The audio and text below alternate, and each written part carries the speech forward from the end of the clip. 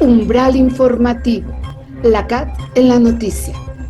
Para adentrarte al mundo del trabajo, la Confederación Auténtica de Trabajadores y su equipo de periodistas te mantendremos informado sobre lo más relevante del ámbito sindical y laboral, todos los jueves a las 17 horas, aquí en Cadena Azul, la radio más fuerte de México. Umbral informativo, la CAT en la noticia. Comenzamos. ¿Qué tal? Muy buenas tardes. Soy Dora Garrido, quien les da la más cordial bienvenida a nuestra emisión a Umbral Informativo, la CAT en la noticia, donde semana a semana hacemos un recorrido a través del acontecer del movimiento obrero de México. Comenzamos. Umbral informativo, la CAT en la noticia. En opinión de... Para ponernos en marcha, el maestro Ricardo Espinosa López habla sobre el tema de los salarios mínimos. Escuchemos. En opinión de... Muy buenas tardes, días y noches, según nos ven o nos escuchan. Un saludo afectuoso para todas y todos ustedes. Hoy en día, pues estamos preparando los trabajos de lo que es el aumento del salario mínimo en la Comisión Nacional de Salarios Mínimos. Y quisiera hacer algunos comentarios respecto a esta comisión, donde yo soy miembro del Consejo de Representantes del Sector Obrero y que muchas personas no conocen.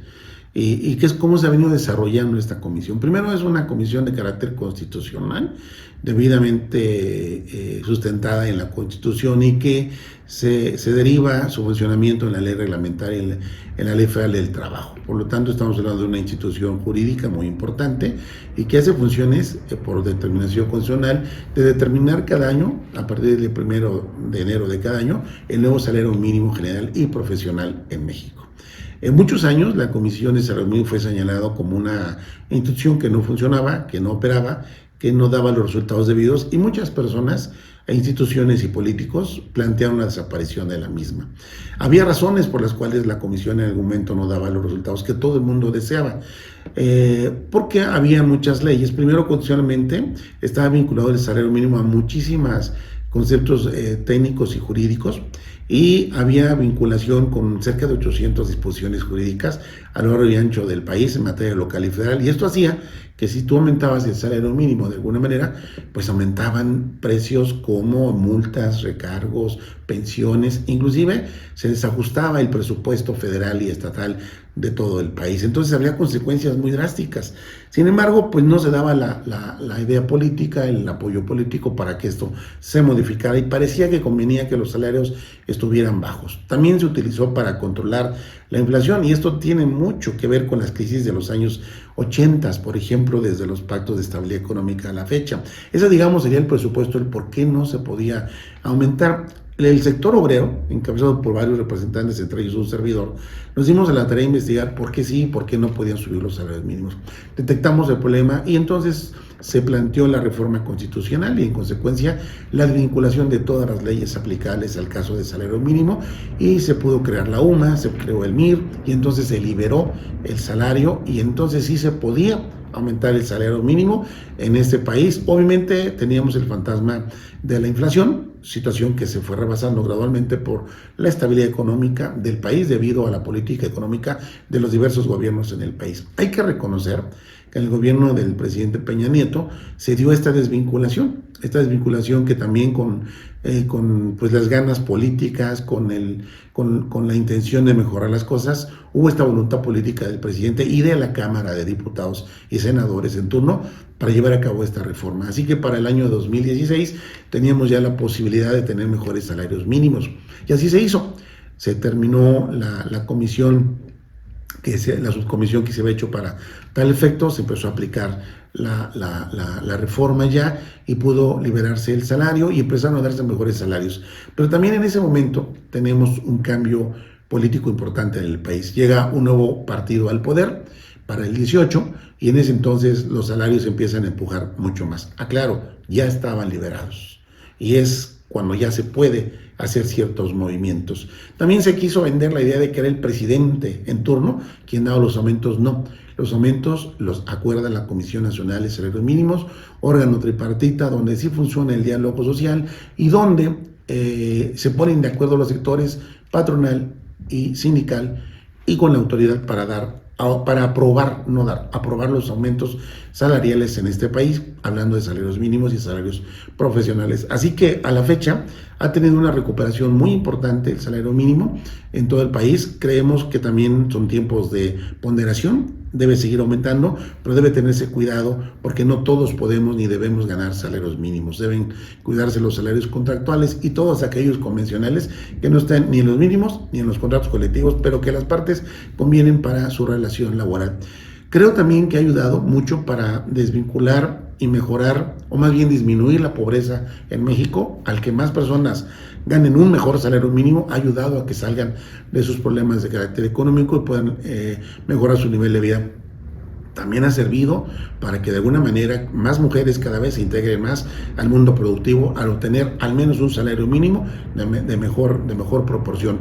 También quiero aclarar que por desgracia son más mujeres las que ganan salario mínimo que hombres en términos generales, de 1 a 2 salarios mínimos. Esa brecha hay que irla trabajando con mejores oportunidades, con mayor capacitación, apoyando la perspectiva y la equidad de género para que todo el mundo tenga las mismas oportunidades, pueda devengar los mismos salarios.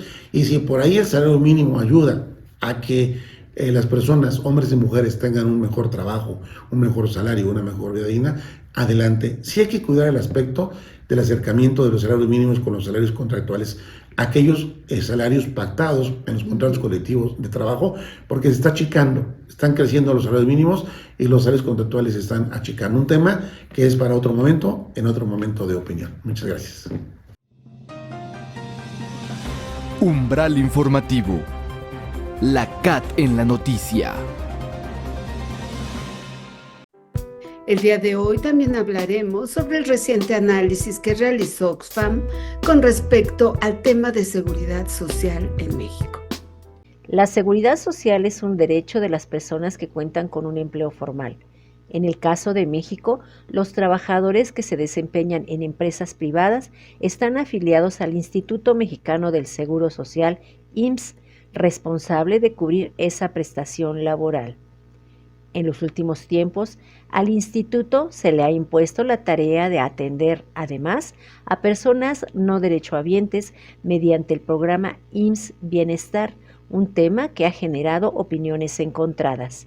Para comprender más sobre el tema, Umbral Informativo, la CAT en la noticia, platica con Marianela Fernández, coordinadora de la Estrategia de Justicia Laboral en Oxfam México, quien señala que primero habrá que entender el concepto.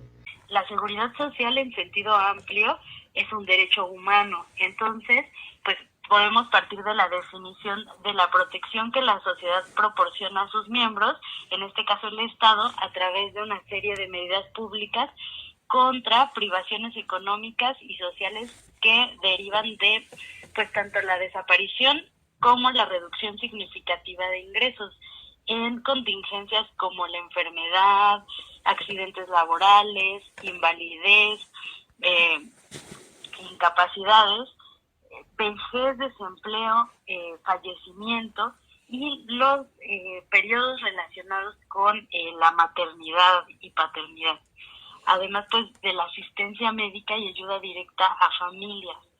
Entonces, pues podemos partir de esta definición para poder hacer un diagnóstico en México. Al ser cuestionada sobre la situación actual de la seguridad social en México, la licenciada Fernández advierte que se suman varios factores. La seguridad social no necesariamente tiene que ir pues interrelacionada con el vínculo laboral. Más aún que en México el mercado laboral tiene un componente de informalidad pues de magnitudes enormes, ¿no?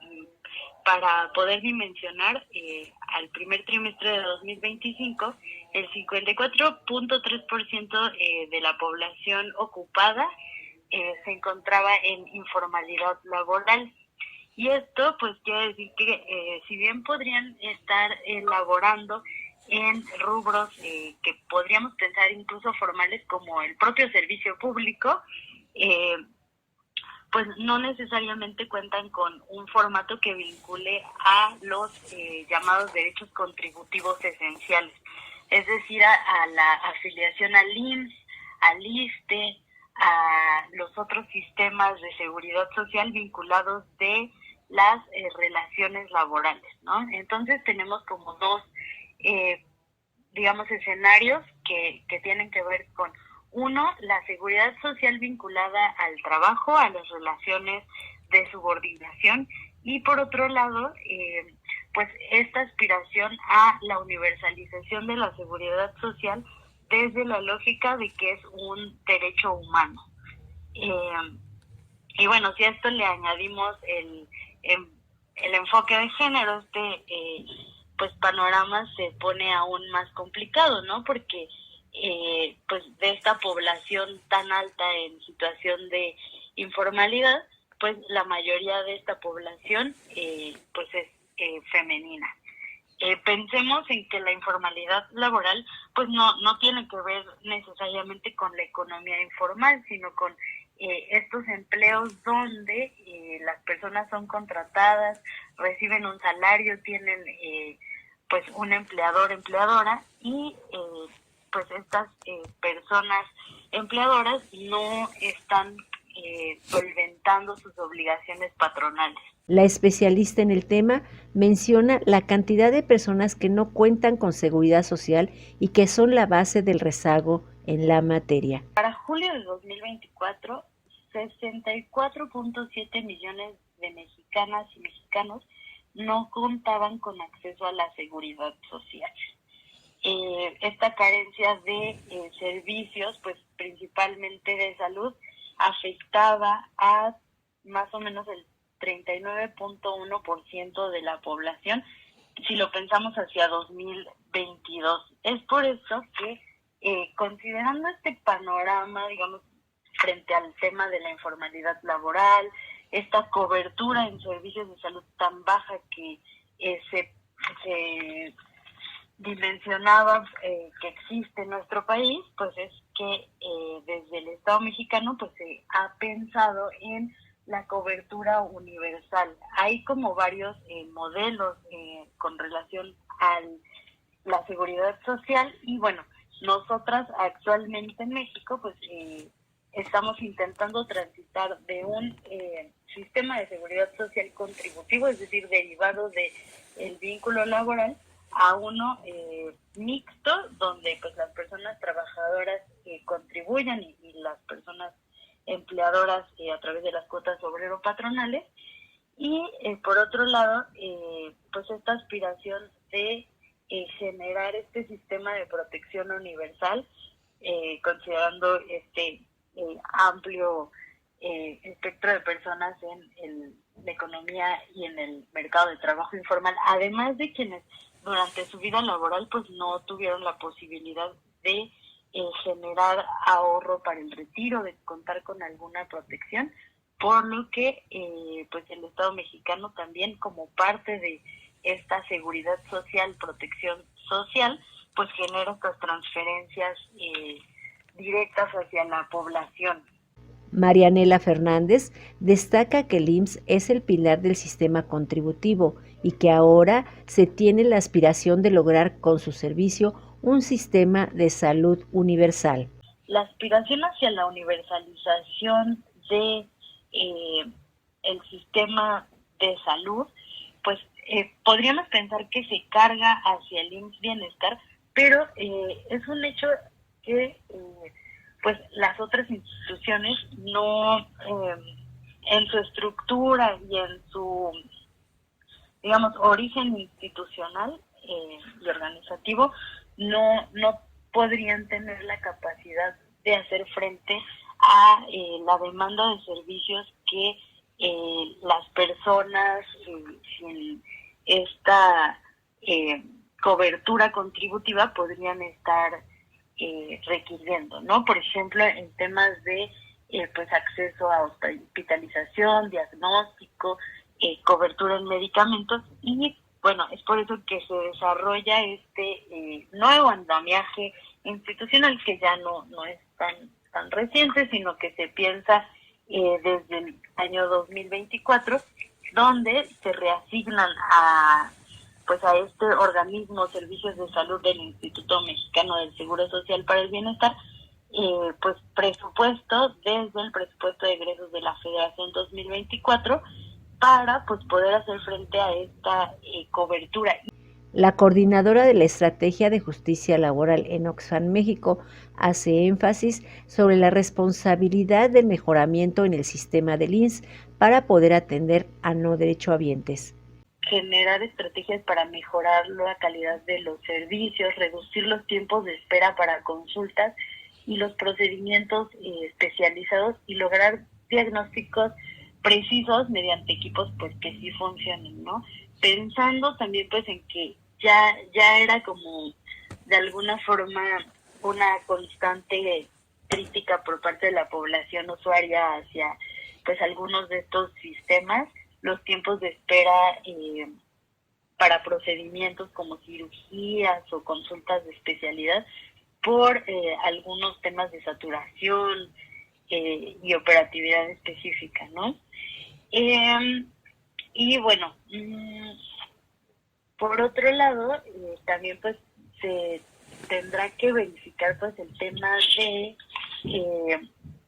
la dignificación del capital humano, es decir, de las personas trabajadoras que en algún momento incluso existieron algunas manifestaciones públicas por parte del personal de salud hacia la estabilidad y la equidad del personal médico, ¿no?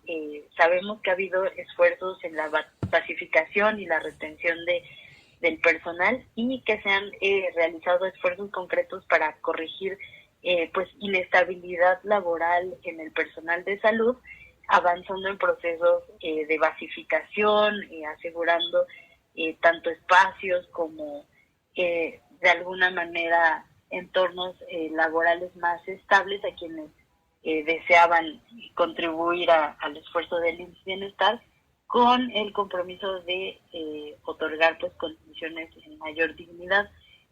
Por ejemplo, en periodos recientes pues se reportó contratación de personal que pues por ahí la crítica es que a veces se contrata bajo el régimen de honorarios o de personal eventual, pero se está avanzando hacia que obtengan plazos de confianza y sindicalización.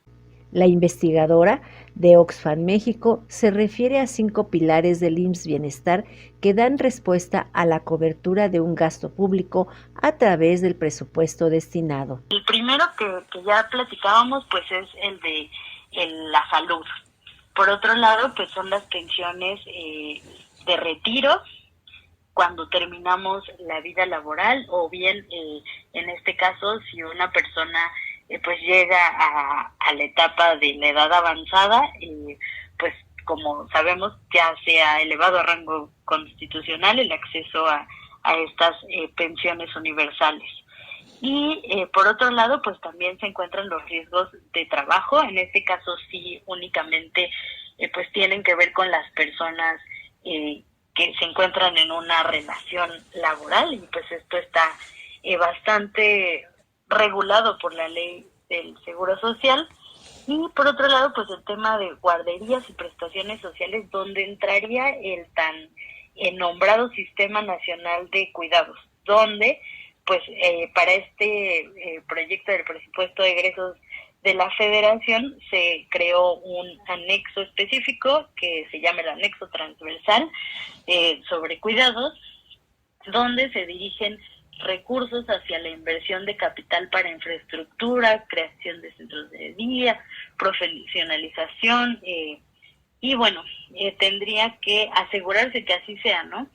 Que realmente pues no se reetiqueten fondos hacia temas de transferencias monetarias que ya existían. Y por otro lado, también pues se encuentran los temas como el quinto pilar de seguros de desempleo y otras contingencias. Y pues ahí pues algunos programas de a nivel tanto local como federal de las instancias laborales, pues entran, digamos, a solventar estos momentos de contingencia. Y pues justo la aspiración es que la seguridad social, desde una lógica de protección social como un derecho humano, pueda ser universal sin necesariamente estar vinculado a relaciones de trabajo subordinadas. ¿Sobre cuánto tiempo podría llevarnos cumplir con el objetivo de la universalización? Marianela Fernández, coordinadora de la Estrategia de Justicia Laboral de Oxfam México, advierte que es un reto económico que debe avanzar. Realmente, pues tendrá que haber una reforma fiscal que nos pueda llevar hacia poder universalizar estos programas, es decir, que la seguridad, la sostenibilidad de la cobertura universal en salud y seguridad social pueda ser financiada por una reforma fiscal progresiva y por impuestos generales, no solamente a través de cuotas obrero-patronales. Pues en la experiencia internacional se ha recomendado asegurar un financiamiento dedicado y suficiente, eliminando la dependencia de la reasignación de presupuestos, pues que en esas materias pues incluso podrían pensarse como bajos. Entonces, pudiéramos pensar en que como es una aspiración gradual y con la creación del bienestar, pues es a lo que le apuesta el Estado mexicano, pues pienso que nos mantendríamos escépticas a ver en cuánto tiempo se logra, pensando en justo lo que decíamos, el tema de pues cómo hacer llegar estas coberturas a espacios como pues sí, los estados que cuentan con mayores carencias tanto en temas de empleo como pues en acceso a servicios, como pues históricamente Oaxaca, Guerrero, Chiapas. Finalmente, la especialista en justicia laboral indica que la universalización de la seguridad social es un reto paulatino que puede encontrar la respuesta a mediano y largo plazo. Para Umbral Informativo La CAT en la noticia, Aida Mendoza. Umbral Informativo La CAT en la noticia. Resiliencia sindical. Octubre, mes del cáncer de mama. En este marco, la Comisión de Mujeres del Congreso del Trabajo realizó un evento llamado Tócate para que no te toque. Escuchemos. En el marco del Día Mundial del Cáncer de Mama, la Comisión de Mujeres del Congreso del Trabajo realizó el foro Tócate para que no te toque. En un salón repleto de mujeres lideresas sindicales, el presidente de finanzas del organismo obrero, José Becerril, agradeció la organización de dicho evento, ya que mencionó que el cáncer de mama representa un desafío de salud pública en México. La detección temprana, sin duda que es un tema que probablemente los varones estemos un poco lejos de él. Sin embargo, como decía nuestra compañera que nos antecedió en la voz, todos, desgraciadamente, tenemos a una conocida, tenemos a algún familiar, algún amigo que de alguna manera, y cuando digo amigo es porque también los varones tenemos este problema. Probablemente no se ha difundido de la manera correcta, pero los varones tenemos este problema de cáncer. Entonces, el hecho de tener la oportunidad de estar en una conferencia en la que le denominan Tócate para que no te toque, sin duda pone el tema en el centro de la mesa como algo verdaderamente importante. Qué importante que las organizaciones sindicales puedan hacer algo en materia de salud de la mano de instituciones tan importantes que se dedican a atender este tipo de temas.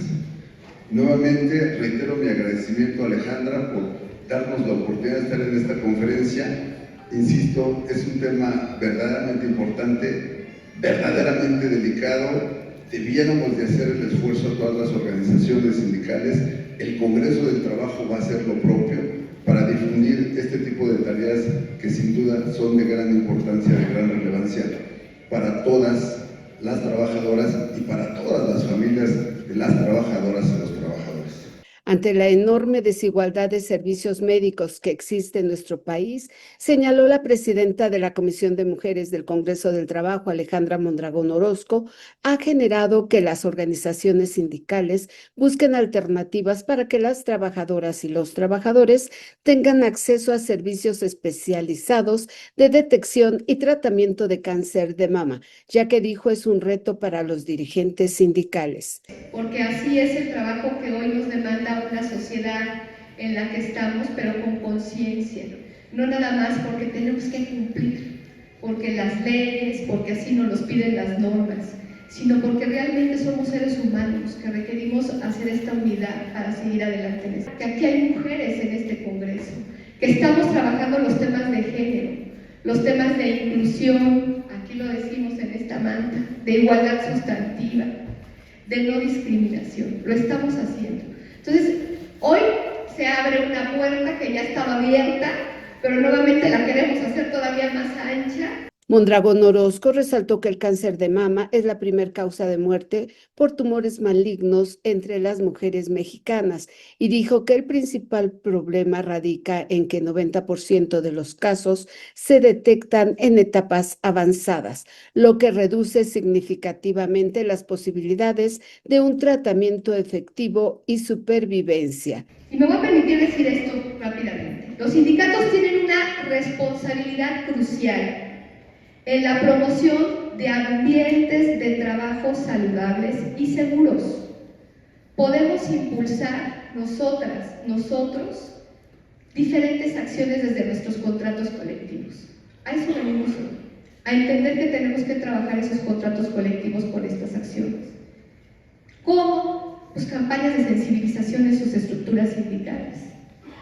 Que los días 19 no nada más sean por un día 19 de octubre, sean todos los 19 de cada mes. Que los días 25 contra la no violencia no nada más sea el día 25 de noviembre, sean todos los días 25 de cada mes. Recordarnos estas acciones a través de estas campañas. Jornadas de información. Nos acaban de dar hoy, en un ratito la doctora lo explicará, esto es información. Ya la información se ha vuelto, perdón, en esto, ¿no? Pero a veces pues no vemos lo que realmente podría aportar, vemos otras cosas. Informémonos, busquemos, en sus periódicos sindicales, en sus pantallas sindicales, que esto esté y que ustedes generen esa forma de que realmente podamos trabajar. Facilitar el acceso a estos tamices, a estas mastografías. Hoy se donaron aquí 41 pruebas que donó FESE, que donó Harinera, que cada uno de ustedes donaron. Si eso hiciéramos, híjole, creo que estaríamos ayudando a muchas prevenciones que pasan en este país por el cáncer de mama. Por acá también les quiero comentar, establecer políticas que permitan estas licencias y flexibilidad para quienes están en algún tratamiento. Qué difícil es, y yo lo vivo, que no la crean, que nos sentimos mal, que tenemos un padecimiento y que no nada más por el Seguro Social necesitamos ese permiso. Necesitamos trabajar mucho en nuestros contratos. Crear redes de apoyo y acompañamiento también puede marcar esta gran diferencia. Cabe resaltar que en el 2024 se reportaron 8,451 muertes por cáncer de mama, de las cuales el 99,2% fueron mujeres. La tasa de mortalidad ha aumentado, alcanzado 18,7 fallecimientos por cada 100,000 mujeres mayores de 20 años en el 2024.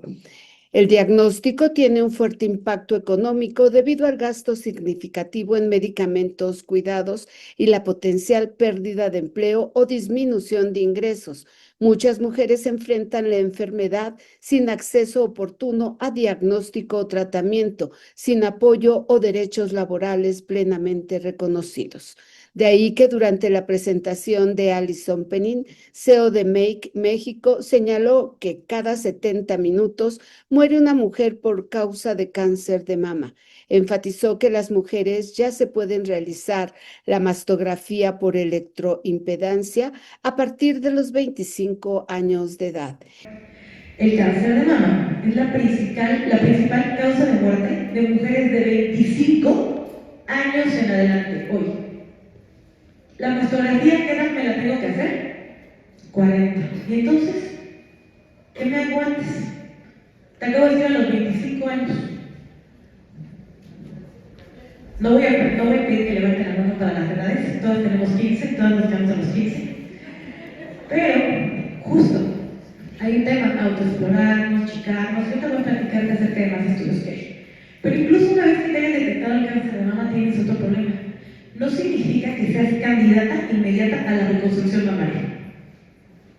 Porque tú puedes pensar, bueno, me detectaron cáncer de mama, no pasa nada, me pongo mamas, ¿no? Solamente una de cada 100 mujeres, igual, es candidata a reconstrucción mamaria. Por eso de repente vemos muchas mujeres que no se ponen ningún implante después. 70% de las mujeres que se diagnostican no tienen relevancia con que tengan un antecedente heredofamiliar. Pero te voy a dar un dato sumamente importante. ¿Cuáles son los 4 cánceres que tienen relevancia con cáncer de mama? Sí, son 4. Cáncer de mama, cáncer cérvico-uterino, cáncer de próstata y cáncer gástrico. O sea que si yo soy mujer y mi papá se murió de cáncer de próstata, yo no tengo próstata, sí, pero me puede dar cáncer de mama. O al revés, yo por ejemplo, mi hijo, me imagino que tiene cáncer de mama, mi hijo, pues a él no le va a dar cáncer de mama, por supuesto, tiene automáticamente el 10% de riesgo para cáncer de mama.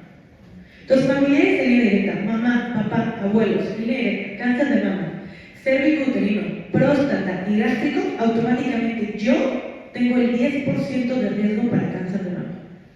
Ese dato es sumamente importante. ¿Me puedo hacer un estudio genético? Sí, BRCA1, BRCA2, P53, pero es un estudio que vale entre 70,000 y 150,000 pesos. No es un estudio barato, pero se puede checar mediante seguro de gastos médicos mayores y el oncólogo te lo manda. Pero el 70% de los cánceres ni siquiera tuvieron que ver con cáncer de mama, con que tuviera un antecedente. Entonces, el resto de la población nos puede dar, tengamos familiar o no. Ahora, no importa si tienes melones, limones, melocotones, sandías, no importa el tamaño de tu mama, no tiene ninguna relevancia con que te pueda dar más o menos cáncer. El cáncer da igual. La que sigue, por favor. Las bolitas. El 80% de nuestras bolitas que tenemos en nuestras mamas son benignas. Seguramente todo el mundo aquí, casi a todo el mundo, les han dicho que tienen fibrosis, ¿verdad? Sí. Llegas con el ginecólogo y dices, es que usted tiene fibrosis. Y salimos, comadre, tengo fibrosis. ¿Qué es la fibrosis? La fibrosis, de hecho, el término correcto es condición fibroquística. La condición fibroquística tiene que ver con que, literal, previo a nuestra menstruación, nos llenamos de hormonas. Por eso estamos siempre de buenas con el esposo, no queremos matar a nadie, somos muy lindas, amables, amorosas y aventamos pétalos de flores cuando vamos caminando por la calle. Justo por todas estas hormonas. Entonces nos inflamos, nos llenamos de hormonas y cuando empezamos a menstruar, las liberamos. Ahí sí, ay, paz mental, paz muy bien para el hombre. El tema justo es que hasta que empezamos a menstruar liberamos las hormonas. Todas estas hormonas y todas estas bolitas son las que hacen que nos duelan las mamas. Estas son benignas, ¿de acuerdo? El problema, primero hay que saber identificar nuestras bolitas, por eso preguntaba cada cuando te palpas, porque si ni siquiera identificas cuáles son tus bolitas benignas, ¿cómo vas a saber cuáles son las malignas? Entonces primero hay que explorarnos una vez al mes. Todas estas bolitas que son benignas no va a pasar nada, nunca se van a malignizar, siempre se van a mantener benignas.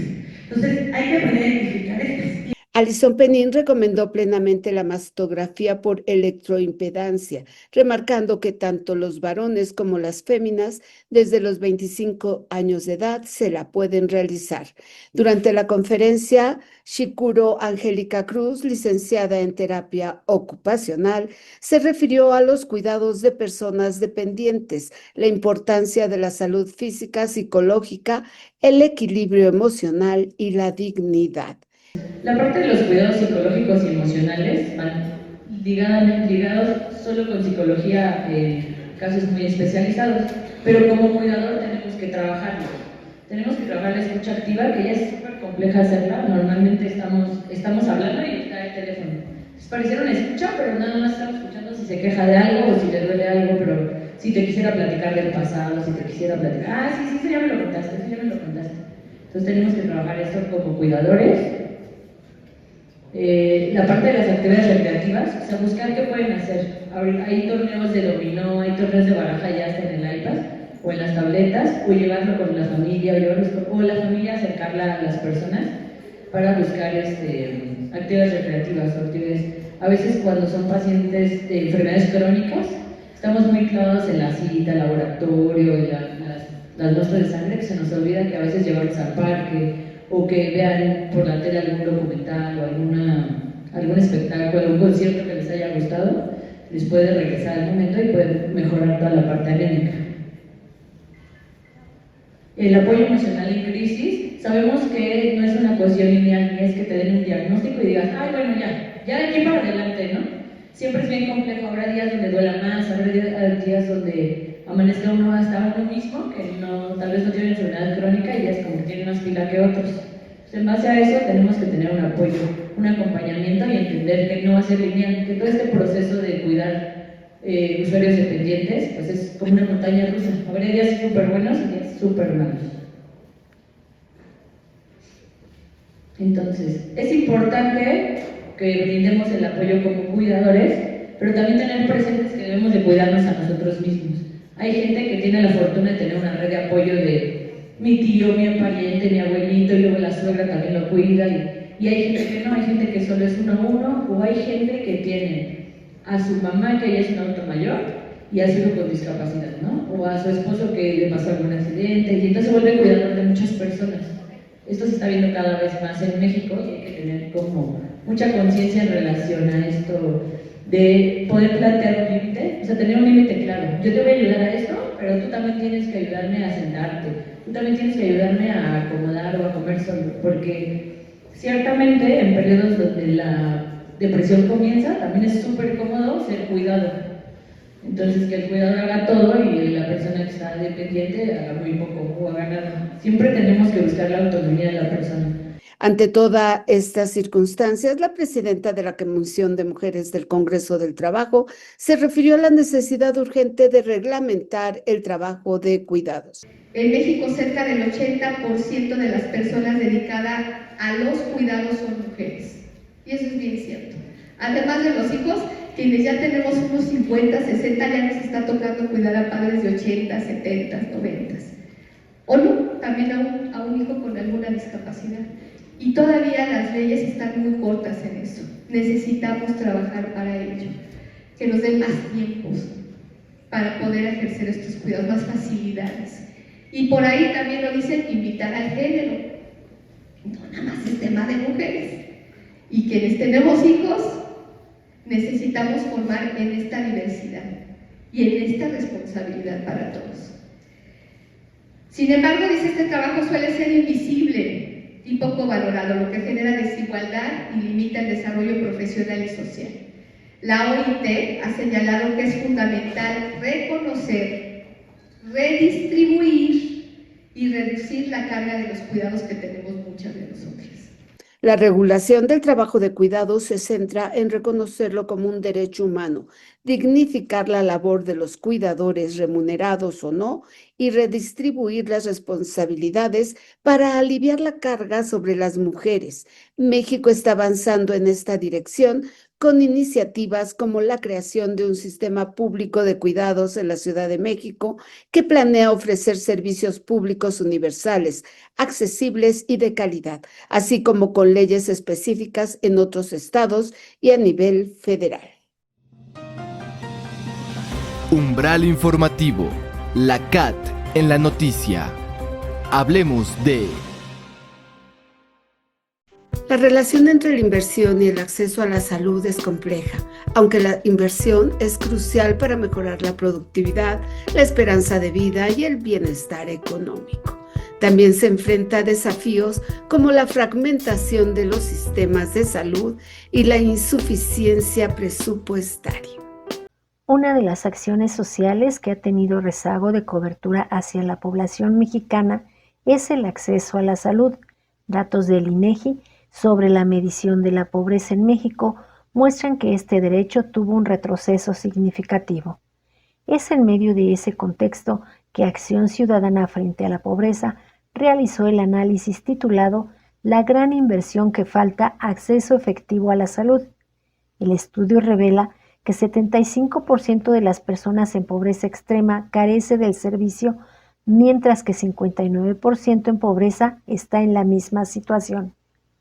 Al respecto, el investigador del Programa de Gasto Público y Rendición de Cuentas de la organización México Evalúa, Carlos Vázquez, indica que tal situación se debe a los cambios que hay en el sistema de salud. La medición del acceso a los servicios de salud incluye también pues este acceso que tienen las personas a los programas para no asegurados, ¿no? Como es actualmente el IMSS Bienestar.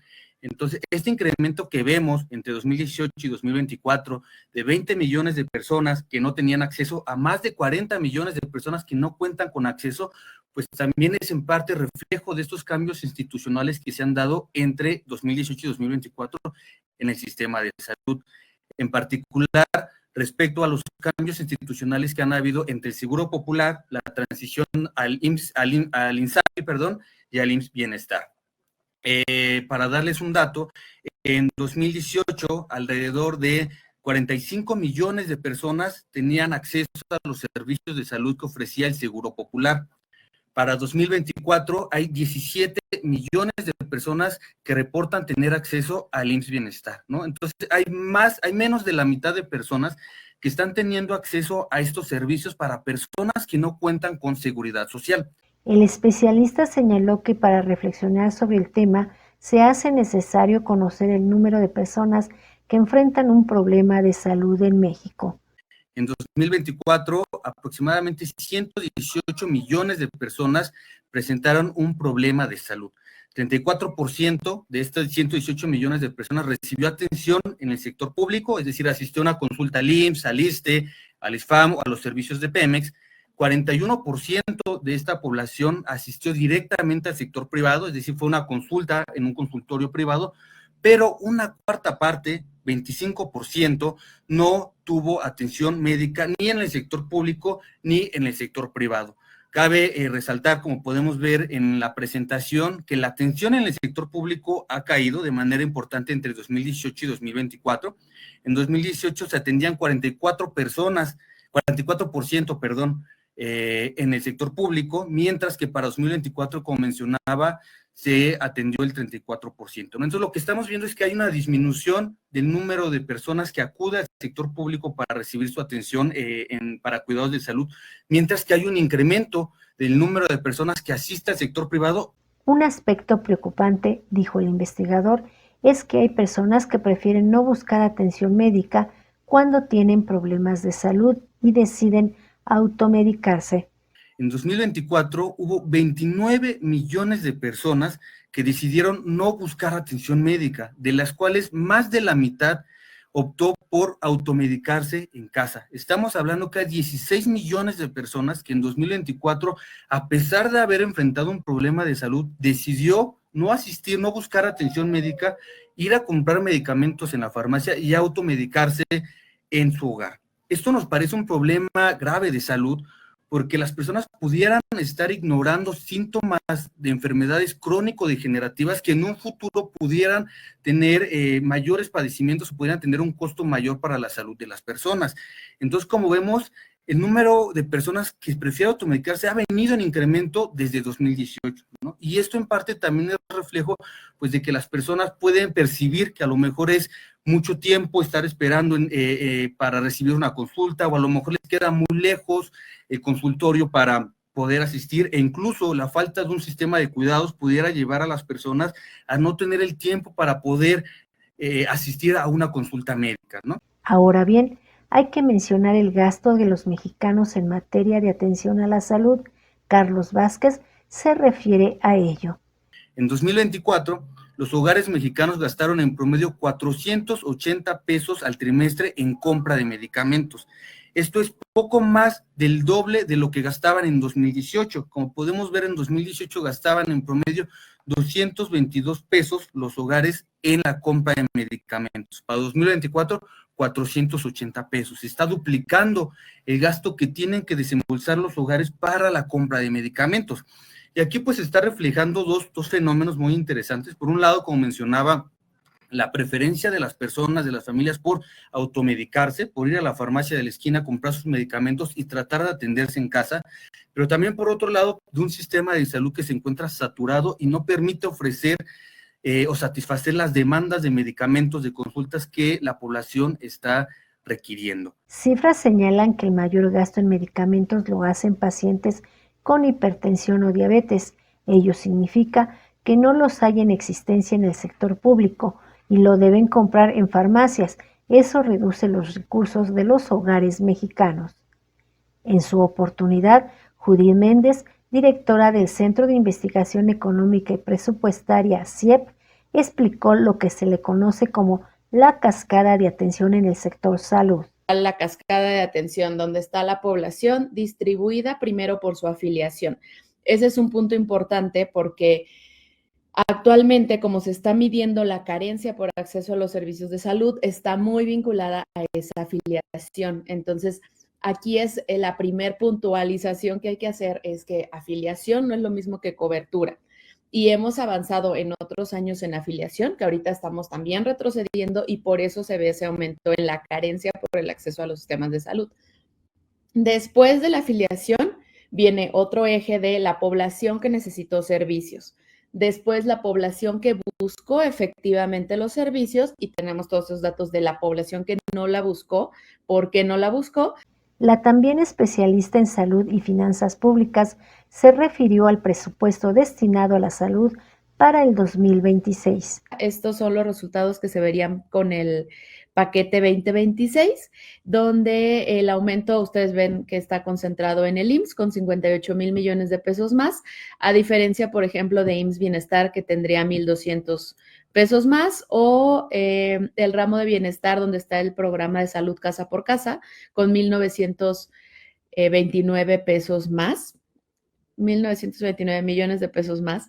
Esto, si lo traducimos a un gasto por persona, de la población de adultos mayores a la que espera atender este programa, estaríamos hablando de 250 pesos por persona, lo que pudiera alcanzar para una intervención así.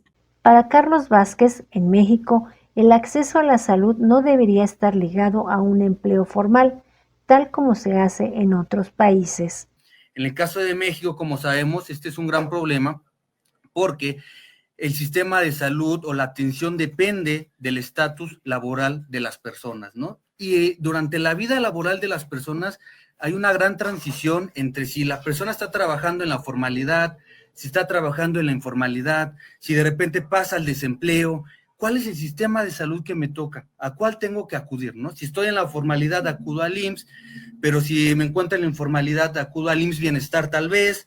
Si me encuentro desocupado, ¿a cuál acudo, no? Entonces, esta segmentación del sistema de salud, pues, genera una gran incertidumbre para las personas de saber a cuál es el sistema que te toca. En cambio, en Brasil, por ejemplo, el sistema de salud está integrado, lo que permite, pues, reducir esta incertidumbre y tratar de homologar y presentar un mismo paquete de atención para todas las personas de manera independiente si están trabajando, si son formales o si son informales. Este panorama muestra el poco acceso a la salud de la población mexicana, un tema que se debe atender para evitar desigualdades de gasto y reducir la brecha de atención existente. Para Umbral Informativo, la CAT en la noticia, Aida Mendoza. Umbral Informativo, la CAT en la noticia. La conmemoración del 4 de noviembre, Día de la Organización de las Naciones Unidas para la Educación, la Ciencia y la Cultura, UNESCO, lo creó para afirmar los logros y el compromiso con la paz, la cooperación internacional y el desarrollo sostenible. Cada 4 de noviembre, el mundo conmemora el Día de la UNESCO, fecha en la que en 1946 entró en vigor la Constitución de la Organización de las Naciones Unidas para la Educación, la Ciencia y la Cultura. Esta institución nació después de la Segunda Guerra Mundial con la convicción de que la paz duradera se construye en la mente de los hombres y las mujeres a través de la educación, la cultura, la ciencia y la comunicación. La UNESCO entró en funciones el 4 de noviembre de 1946 con el apoyo de 37 estados, entre ellos México. Al final de la conferencia, estos 37 gobiernos firmaron la Constitución que marcó el origen de la UNESCO. Dicho documento entró en vigor en noviembre de 1946, después de ser ratificado por 20 países. La UNESCO promueve valores universales como la igualdad, la libertad de expresión, el respeto a la diversidad cultural y el acceso equitativo al conocimiento. Su labor abarca la protección del patrimonio cultural y natural, la promoción de la educación inclusiva y la calidad, la libertad de prensa y el avance científico en beneficio de la humanidad. Entre sus mayores aportes se encuentra la designación de los sitios Patrimonios Mundial, que preservan la riqueza histórica y natural de los pueblos, además de impulsar la educación para la paz y el desarrollo sostenible como pilares de un futuro mejor. De la fundación de la UNESCO, México ha tenido un papel fundamental, ya que fue uno de los 14 países en formar la primera comisión provisional y el 7º país en firmar el acta constitutiva. Por otro lado, México también cuenta con más de 500 escuelas incorporadas a la red de Plan de Escuelas Asociadas a la UNESCO y 20 cátedras. UNESCO. Celebrar el Día de la UNESCO es reconocer la importancia del diálogo, la cooperación internacional y la solidaridad como caminos para enfrentar los desafíos globales, la desigualdad, el cambio climático y la discriminación. Finalmente, México ha logrado establecer un buen prestigio en el organismo como consecuencia de su actuación histórica. Esto le ha permitido ganar una considerable presencia ante la organización. Por su experiencia y seriedad, nuestro país es reconocido en su grupo regional como un líder interlocutor, obligado y respetado, entre otros, los miembros, ya sea en asuntos gubernamentales como en educativas y culturales. Soy Aizar Gómedo para Umbral Informativo, la CAT de la noticia. Umbral Informativo, la CAT en la noticia. Y bien, amigos, hemos llegado al final de nuestra emisión del día de hoy. Les recordamos que los esperamos la próxima semana aquí en Cadena Azul, la radio más fuerte de México. Se despide de ustedes Dora Garrido. Hasta la próxima. Umbral Informativo, la CAT en la noticia.